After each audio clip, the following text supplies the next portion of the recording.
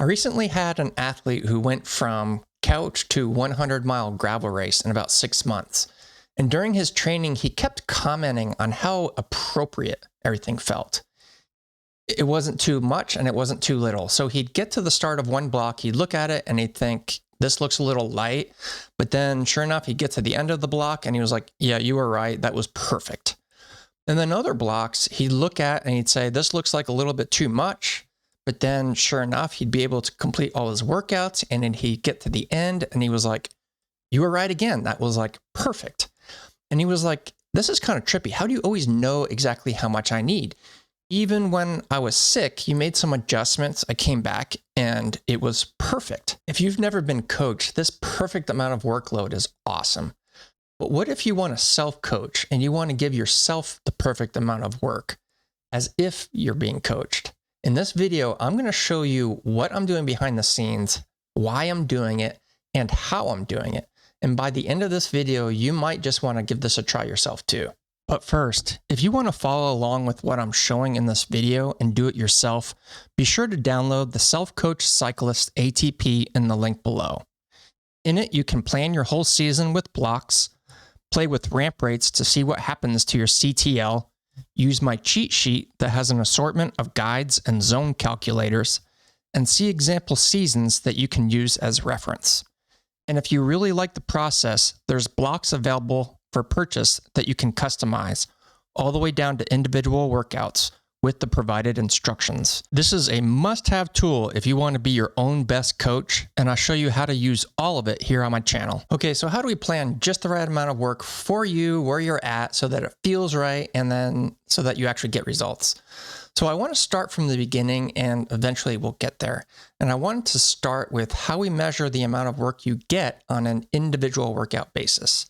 And to do that, we look at the power that you've put out for that ride, the time, and your FTP. From that, we get a TSS score. Now, we actually don't have to do the calculation ourselves, but notice that it's important that your FTP be set correctly to give you a correct TSS and that your power is correct for that workout. So from that, you'll get a TSS score.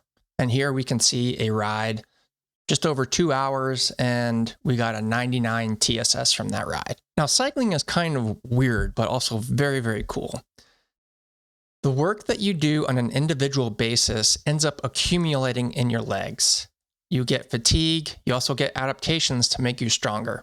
So the work that you did yesterday impacts how you feel today, and that makes sense. The work that you did last week impacts how you feel this week, and that also makes sense. But the work that you did 2 weeks ago, 3, 4, even 5 weeks ago impacts your overall fitness and how you feel this week and how much work that you can handle moving forward. So let's look at that on a calendar. Okay, so we have our calendar, and now let's just imagine that we have a whole bunch of rides that we've done.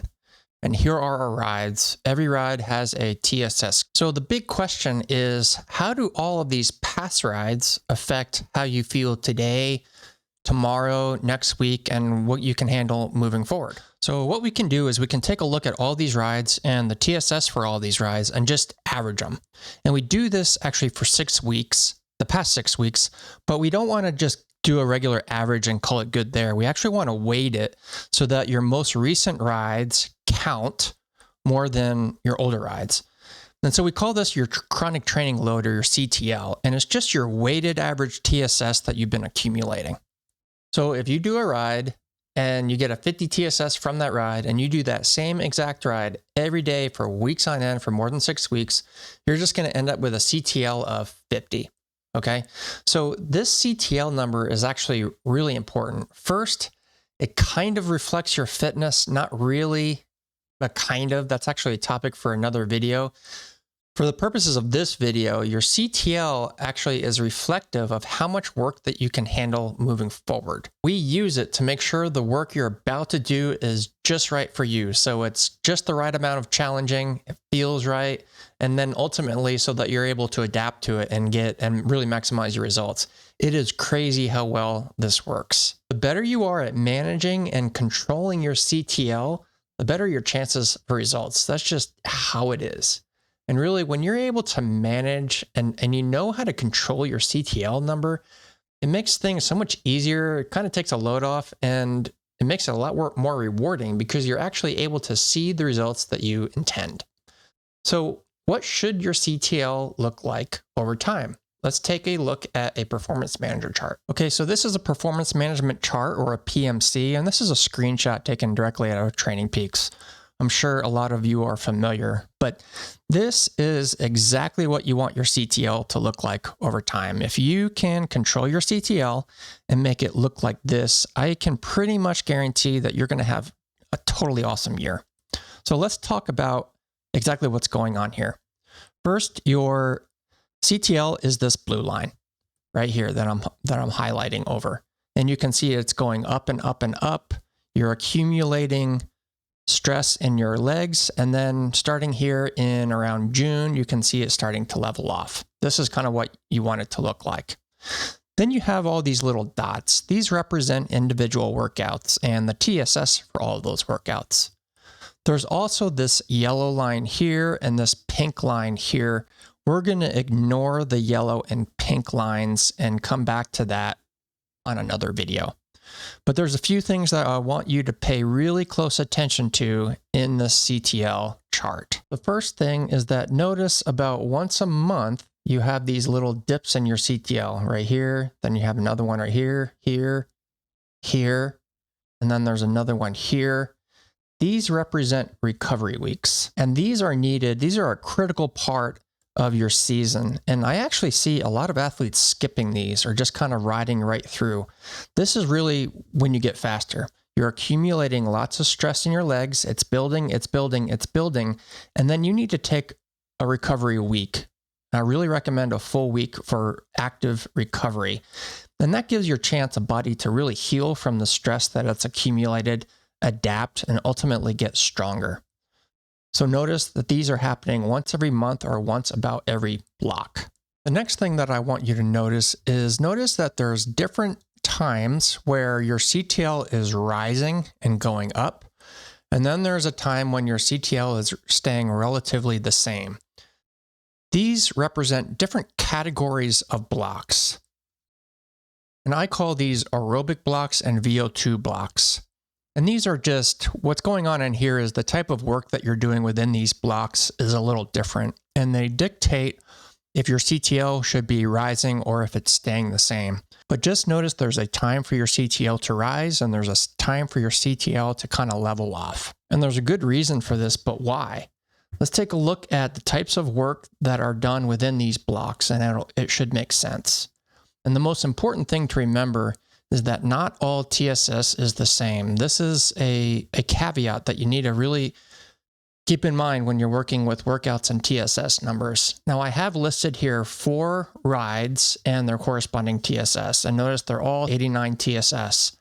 So on paper, if you're only looking at TSS, they're all the same. 2 hours of zone 2, a sweet spot 3x15, a very hard VO2 max 5x5, and then junk miles for 2 hours. So obviously the level of difficulty is different within all of these rides. The recovery is much different. The physical adaptations that you get from each of these workouts is different. And since we're trying to control our CTL and how much it goes up, stays the same, or goes down, and our CTL relies so heavily on TSS, we just need to be aware that not all TSS is the same. And we need to understand what type of work is being done within each block so that we can control it correctly. Now watch this. Our 2 workouts here of a sweet spot 3x15 and VO2 max 5x5.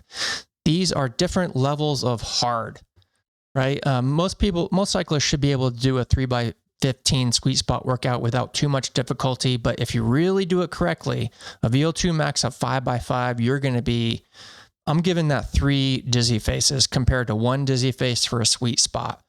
So what we really need to do is we need to compare kind of apples to apples and make these 2 workouts of similar difficulty. And I'm just calling it these dizzy faces. So we would need to increase the difficulty of that sweet spot workout up to something like a 4x18. That would give me, I'll give that 3 dizzy faces. And you can see what happens here is that TSS goes up to a 121.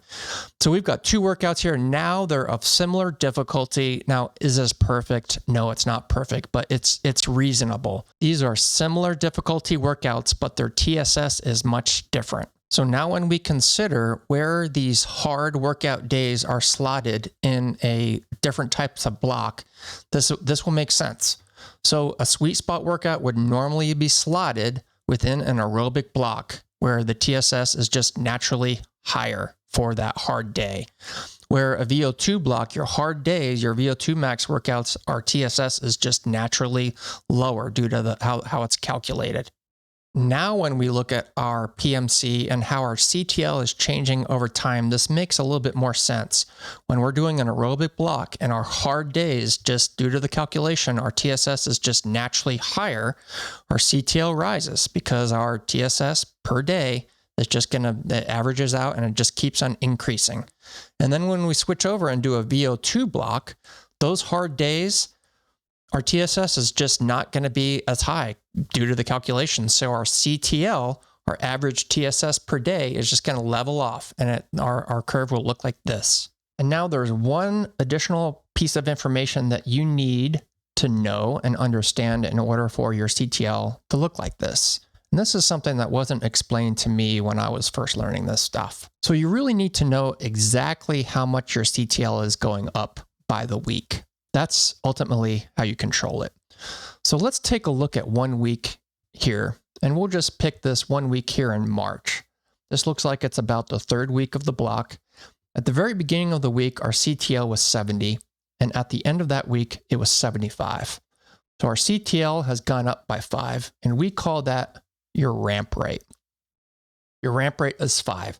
So during these aerobic blocks, we can say that on average, if you have a ramp rate of somewhere around 5, that is going to ultimately look like this. And then if your ramp rate looks a little bit more even towards these VO2 type blocks, it'll also look like this. So notice that this is how it looks. It does not look like this, where your CTL is going up by 15 in a week. This is not an ideal scenario. And it also doesn't look like this in an aerobic block. It doesn't look like your CTL is just remaining flat within an aerobic block. This is also not really an ideal scenario. So we have this nice little model here of what a CTL should look like over time. And with this perfect model that we're looking at right here, we can use this as a reference point for planning out what our CTL should look like in the future. So kind of keep this in mind. We've got recovery weeks scheduled every block.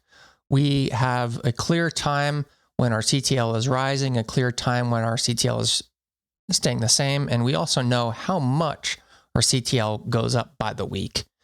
So this is a good time to kind of remind ourselves of exactly how we got to this point. And it really all started with a ride. We had a ride that we did, and we recorded power on that ride, and we had an accurate recording of our FTP. From that, we calculated what our TSS was from that ride. And then we did a whole bunch of rides over the course of 6 weeks. We recorded all of them, and then we did a weighted average on all those rides, and that gave us a CTL. Now, our CTL changed every day as we updated rides, and we can see our CTL changed. From that, we mapped it on a PMC like this. And from that, we were able to calculate what our ramp rate was and how much our CTL changed by the week. So that's great. Now, the big question is, this is all backward looking. We know exactly what it should look like. How do we plan out our future CTL so that it looks something like this? So what we can do is we can actually just reverse these calculations. So we literally start with the ramp rate and move backwards, and we'll get to a point where we have an actual workout. So this process is actually pretty cool and surprisingly straightforward. You'll see what it looks like when all this comes together here soon. But I'll literally just start with a ramp rate, and I do my ramp rates based on the week. So I'll map all of those out based on the week and the type of block that I'm doing. And then from there, we can calculate our CTL. And this process is pretty fun, especially if you have a goal CTL in mind for your key event. You can just play around with ramp rates and adjust things and see exactly what your CTL does over time. From there, we do some more calculations and we can figure out a TSS goal for the week. And this is key because you need to know exactly how much TSS you need to accumulate within each week in order for your PMC to look like this. So now it's just a matter of figuring out how to divvy up that TSS within each week. And we don't want to do this haphazardly so that we're just doing a whole bunch of junk miles and chasing TSS. That's not going to get you the results you're after either. We need to divvy up this TSS within each week appropriately and in a well-structured way so that our hard days are truly hard, our easy days are easy, and we're getting in really ultimately all the zone 2 that we really need. And our time in zones within that week are correct. So we'll use templates to divvy all that up. So we'll combine a template with our customized TSS goal. And what we'll end up with is customized workouts. And then it's just a matter of following the workouts, having a good time, and just enjoying the process of training. So now maybe you're thinking, okay, cool. I get it. This all sounds great. I understand, but man, there's a lot of calculations. You kept on saying calculate. And I'm not really into doing all this calculations. Well, luckily I built a tool where you enter in a ramp rate and it spits out a TSS goal for you. So it's actually really easy. It's not something that I'm sitting around spending a whole lot of time on. So let me show you exactly how all this works in that tool that I'm talking about. I'm going to continue with the example that I used in the last video where we input our schedule and assign blocks. And what we're going to do now is we're going to fill in column K, and then we'll fill in column O. What this does is this will end up giving us a weekly TSS goal, and that is a number that we will use to customize our blocks. This is really a key ingredient to self-coaching and customization. And again, if you want to download this tool, there's a link in the description below. All right, now quick side note here. There's a huge psychological component to what I'm showing you here. You're actually forced to think through your plan, and this is a source of tremendous motivation. It's tempting to outsource the thinking part of your plan into buying apps or training plans, but my advice, just based on years of experience of doing this and observation, is don't do it. It robs you of much needed motivation and really alignment into what you're trying to do. You are way more likely to crush your goals if you write them down and think through them yourself. So you're literally setting the tone of your entire training by doing this work that I'm showing you here. And you do this work ahead of time and the execution actually becomes way easier. The first thing you want to do is make sure that your start date and start CTL are in alignment. So you come over here to cell B10 to enter your start date for that Monday when you want to start. And then you want to enter in what your CTL is for that Monday.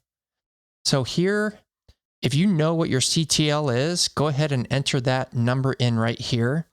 If you are unsure or you're not even sure what CTL is, what you want to do is look at the average number of hours that you've been riding over the last month or so. Multiply that number by 7, and that will give you an approximate CTL that you can work with, and enter that in here.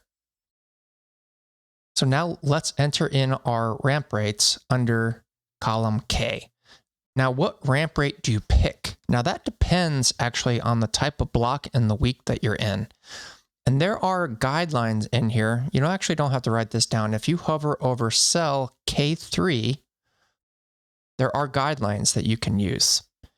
These will become second nature as you gain a little bit more experience and understand what works for you. But let's go through each one of these as we go down in this example. So for aerobic blocks, we would choose a ramp rate between 1 and 3 for a moderate increase in our load. That's considered pretty conservative.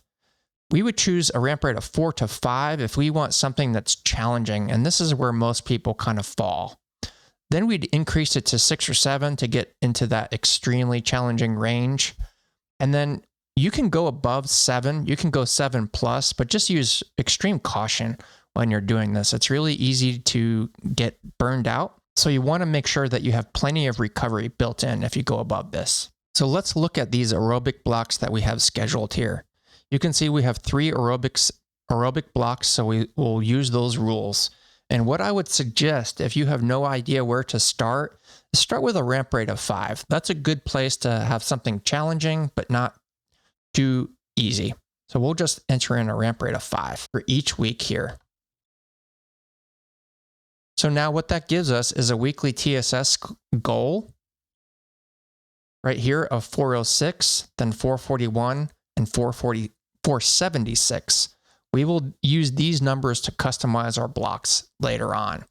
You can also see that here in column M, we have a CTL that those ramp rates would give us of 33, 38, and 43. Now just a quick word of caution. Under here in column L, M, P, and Q, there are these formulas that wouldn't be fun to have to recreate, so I suggest locking these cells. And if you ever really get it screwed up, there is a backup ATP sheet that you can use if you really need to recreate this. But let's move on. Now we have a recovery week. And the rule with recovery weeks is you want your TSS for a recovery week to be about half of what you were doing in your previous block. So you see 406, 441, 476, we'd go half of that. So I'd pick 440 and just go half of that of 220. Now 220 would be your goal TSS for that recovery week. So what we do is we come in here under planned ramp rates and we enter in a ramp rate until we hit somewhere around the 220 range. So let's start with 0 and see what we get. We get 301.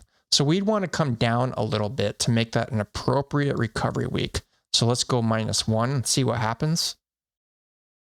260, basically. Let's try come down a little bit more. And there we have 217. That's a perfect recovery week.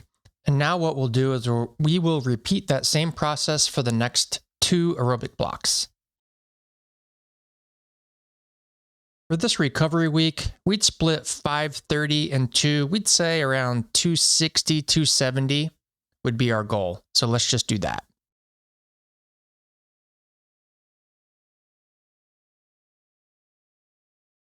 Now you can see here that after 3 aerobic blocks, our CTL ends up at a 68, which isn't too bad considering that just 3 months prior, we were at a 28.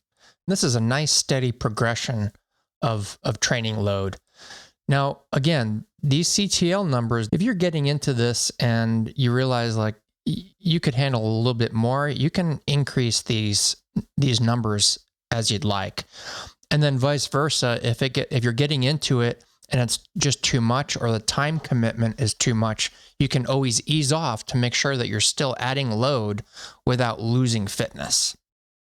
Okay, so now we are on a VO2 block, and we remember that ramp rates are different. We have different rules for VO2 blocks versus aerobic blocks. So, just for kicks, let's go back to our model, perfect model PMC, just to remind ourselves of where we're at.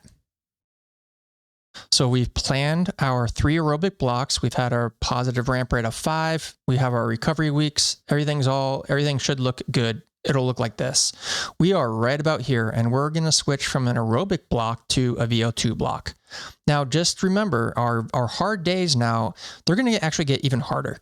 But the TSS on those hard days just isn't reflective. Remember, our VO2 max days, like a really hard workout, might be like an 89, and an equivalent hard day sweet spot was a 121. Additionally, what you have to keep in mind is to really get the maximum benefit from a VO2 max workout, you need to come into that feeling pretty fresh, and you need to be able to go all in. So we don't want to overdo it with too much TSS. So because of those 2 reasons, our CTL graph here is going to come down a little bit. So we'll use a negative ramp rate and just make sure that our CTL, the rule really is you don't want your CTL to decrease by more than about 10, but it'll look something like this. If you're not really sure exactly where to start with ramp rates for a VO2, just start with a -1 for the first one, a 0 for the second week, and then a +1. And you'll see what happens here. Our CTL has come down to a 63. We've got a 63, 63, 64. And what we're doing is our CTL is actually remaining about the same from the end of our recovery week. And just a sanity check, our CTL is as high as a 68. So we wouldn't want it to be any lower than a 58. And so we're well within that range. Okay, so now it's time for our overload and taper. And this is very much optional. You don't necessarily have to do this. You definitely don't want to do this on a regular basis because over time your fitness level will actually decrease. But it's a really nice way to get a nice little bump in fitness just for your A priority event. And you want to pick a ramp rate that gives you a weekly TSS that scares you a little bit. You want it to be pretty far above what you're normally used to, but still doable. I know for me, I'll do an overload once a year. And when I'm in the middle of an overload period, I just kind of warn my wife that, hey, on the weekends, I might be a little useless here. So let's start with ramp rates of 6 and see what that gives us. Okay, that gives us a 665 and a 707 for weekly TSS. Now, looking at this athlete, we've topped out before at a 650. I feel like we could use a little bit more bigger stretch goal. So let's try a 7, see what that looks like. Okay, that looks like a good stretch goal. We've got a 700, 707, and a 756. Let's just go higher and just see what it looks like with an 8 ramp rate. Now, this might be a little too much of a stretch. We just don't know. This is a 750 and an 805 TSS for a week is pretty big. We just don't know. As you get into your season, you'll have a feel for if this is an appropriate stretch goal for you. But for this example, let's go back to a 7. I like that. So now it's time for our taper weeks, and we only set a ramp rate for the first week of our taper. We don't set a ramp rate for the second week of our taper because we're not trying to hit weekly TSS goals during our A priority event week. So the rule is, this actually works just like recovery, is we would look at the TSS that we were doing for overload weeks and take about 60% of that. So we have a 756, and we'd just take 756. 60% of that is roughly around 450. So we'll just adjust things until we get a 450 TSS week. And then we're at 427. That's close enough for this. So now we have finished planning all of our ramp rates. And if we take a step back, we see that we were peaking out at a CTL of 73 a couple of weeks before an A priority event, and that's awesome. Really nice, steady progression. This is the kind of progression that will actually get you results. 73 after starting from hardly anything, just about 5 months prior, is awesome. Now the next step would be to customize the first block of that you have coming up. And I only customize one block at a time. You'll see why. But we have our goal weekly TSSs for customizing our blocks, and I'll talk about exactly how to go about doing this in the next video. But there's an important step that we need to be aware of here. And that next step has to do with execution. And I guarantee, so there's a 100% chance that this is going to happen to you, no matter how well you follow the plan. When you go out throughout your whole year, you will not be able to hit these weekly TSS targets exactly. So remember, all of these calculations here are based on the previous week. So if you're not hitting all your goals, your plans get off a little bit. So all of a sudden your new workload to get back on track really isn't all that appropriate.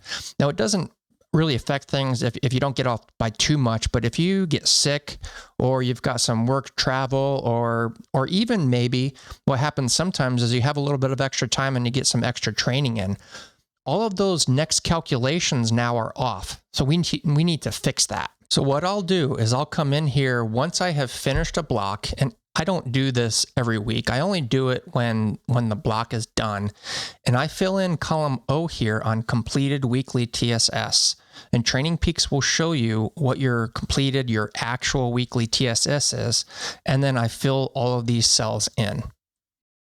And then the tool automatically highlights everything that has been updated and is complete with a light blue. So let me just show you what this looks like. So let's just say we did a 400 and then a 450 And then that last week, let's just say we got to a 500. So if you noticed, all of these numbers updated automatically. Everything in light blue means it's actual or already completed. And so everything past that point is new calculations. So if you remember in the beginning of this video, I was talking about that athlete who couldn't understand why everything just felt perfect. And I made some adjustments after he was sick and everything continued to feel just perfect. This is the step that I was actually doing. Now let's just, just for fun, let's run through some scenarios. This is so important to make sure that your work is accurate and appropriate for your current level of fitness. So let's just run a scenario just so you can see what happens here. Let's pretend that this didn't happen and instead it was just a terrible block, right? Let's say you got sick and then you had to make an emergency business trip and then you came back and your tubeless tires something was wrong there, right? And it was just a disaster block. And you only did, now look at right here in block number 2, aerobic 2, we had a goal of 500, 530, and 570. If this first block, your first aerobic block, you don't complete these numbers, you won't be able to handle a 500, 530, and 570 if it was just kind of a disaster. So look what happens. Let's just say we only rode an hour each week, right? Our actual ramp rates were -3, -3, -2. You can see our CTL is going down. And now we have adjusted our aerobic block 2 to new TSS numbers to reflect what our current level of fitness is. And you can see how much it went down. It went down by a decent amount. We're at 330, 365, and 400. Now, this will be appropriate on paper for your calculations, but this gets you out of that cycle of trying to get back on track and when you can't figure out how to get back on track and everything just feels so impossible and so hard. This gets you back in an appropriate rate so that you're continuing to build fitness and you're recovering correctly so that you actually kind of get the results that you're looking for. All right, congrats if you made it this far in the video. I know this was a long one, but there was a lot of information I had to share, and I hope you found it valuable. It actually took me quite a while to develop this overall process, and I just really want to share it in hopes that it helps you to really take control of your fitness and take things to the next level. And plus, it's kind of fun to do anyway. So in the next video, I'm going to show you exactly how I customize each block, and then you're ready to start training and crushing. Again, my name is Eric Knudsen, signing out, and I'll see you in the next one.